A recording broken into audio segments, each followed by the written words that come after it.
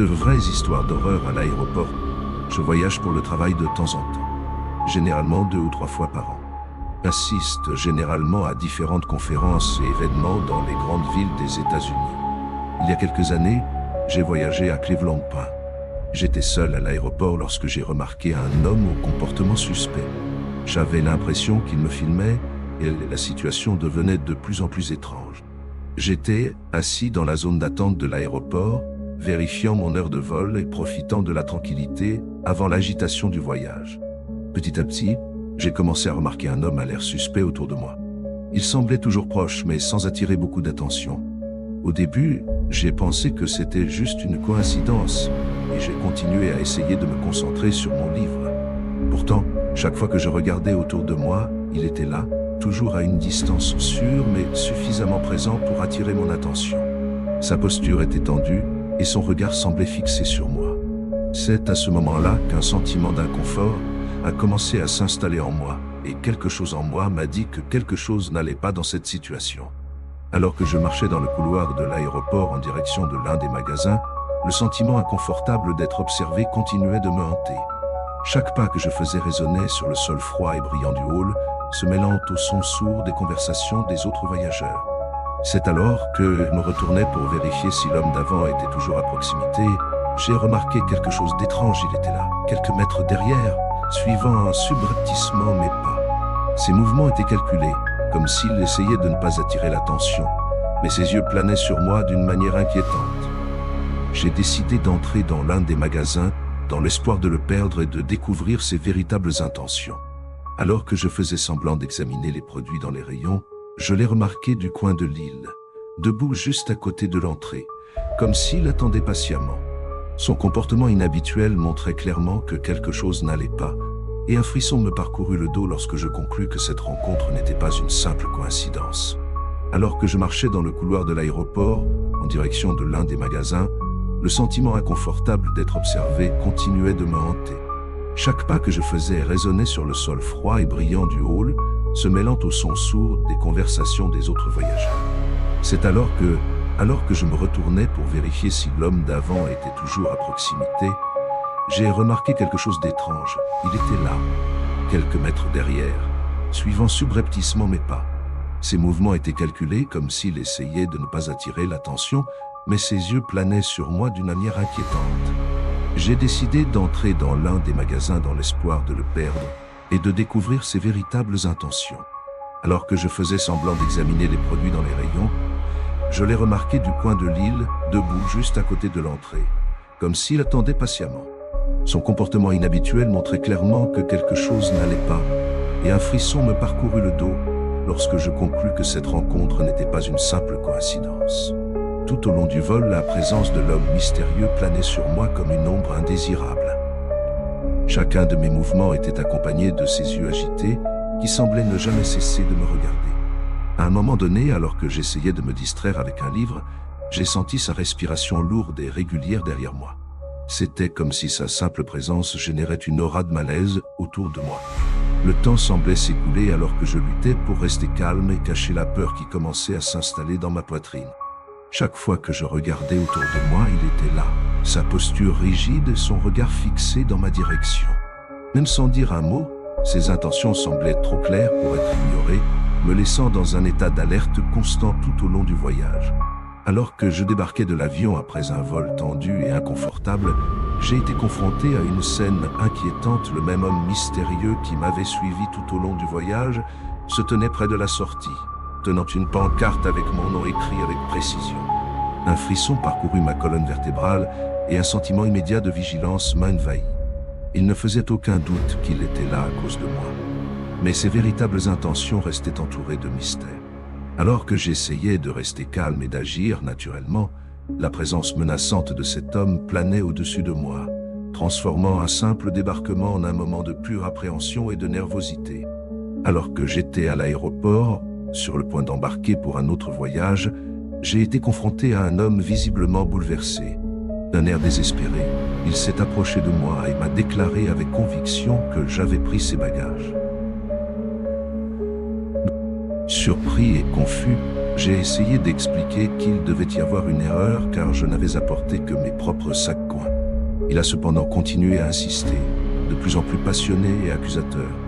Les autres passagers autour ont commencé à remarquer la situation et des regards curieux se sont tournés vers nous. Ressentant un mélange de nervosité et d'inquiétude, j'ai demandé de l'aide au personnel de l'aéroport qui est rapidement intervenu pour tenter de calmer l'homme.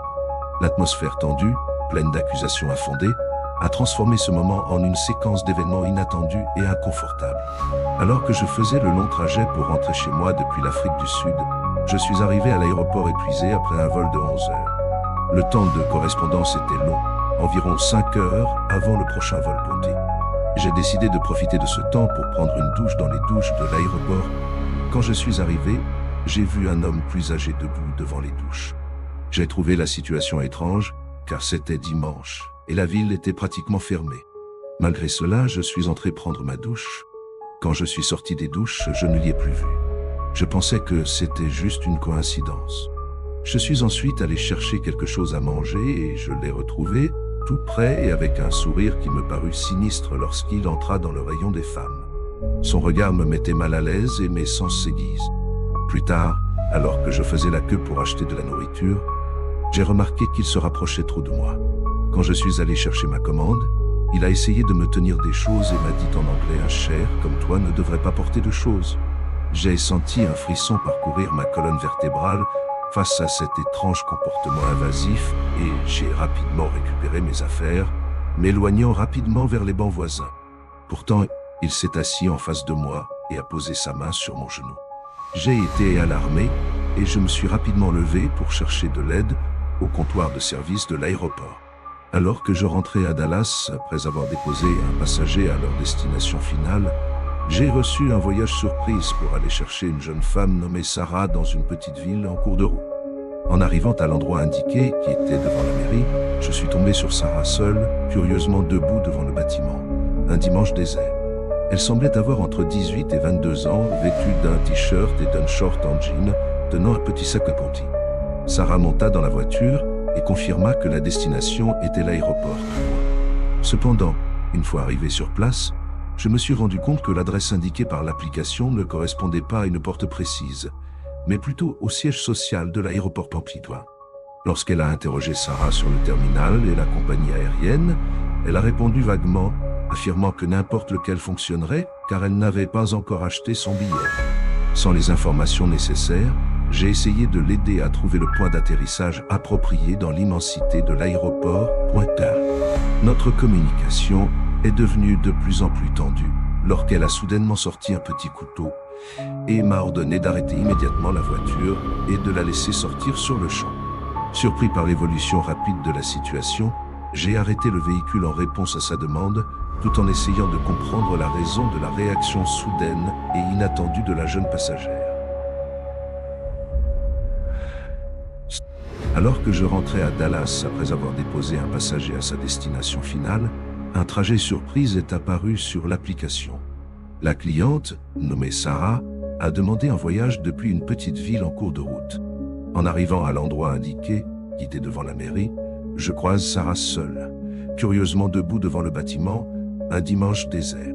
Elle avait l'air jeune, entre 18 et 22 ans, vêtue d'un simple t-shirt et d'un short en jean, tenant fermement un petit sac noir. Alors que Sarah montait dans la voiture, confirmait que sa destination était l'aéroport, je ne savais pas que cette simple course prendrait des tournures inattendues. Pendant le trajet vers l'aéroport, nos interactions sont devenues de plus en plus gênantes et tendues. Un sentiment d'inconfort a commencé à planer dans l'air, alors que j'essayais de l'aider à trouver le point exact de débarquement dans l'immensité de l'aéroport. C'est alors que Sarah a soudainement sorti un petit couteau et m'a demandé d'arrêter la voiture immédiatement. Perplexe, face à cette réaction agressive et inattendue de la part du jeune passager, j'ai dû faire face à une situation inhabituelle et potentiellement dangereuse. En essayant d'aider le passager, nous nous sommes lancés dans un voyage de confusion et de tension dans le vaste labyrinthe de l'aéroport Pompon. Chaque couloir semblait s'étendre à l'infini, rempli de voyageurs pressés et d'écrans lumineux, indiquant des destinations lointaines. Alors que je luttais pour déchiffrer les cartes complexes du site, le sentiment d'urgence s'intensifiait à chaque instant qui passait. C'est alors que, Face à l'incertitude du chemin à suivre, j'ai été surpris par une tournure inattendue des événements. Au milieu de l'agitation du terminal, le passager a révélé un comportement de plus en plus erratique et suspect. Ses yeux exprimaient une angoisse à peine dissimulée, tandis que ses paroles pleines de tension résonnaient dans l'environnement frénétique qui nous entourait. Tout en essayant de calmer leurs esprits enflammés et d'assurer leur sécurité, je me suis retrouvé plongé dans un scénario chaotique et imprévisible.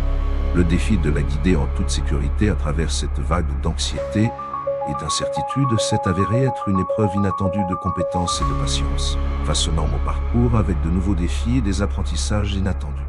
Soyez toujours attentifs aux panneaux d'avertissement lorsque vous voyagez seul et faites toujours confiance à votre instinct.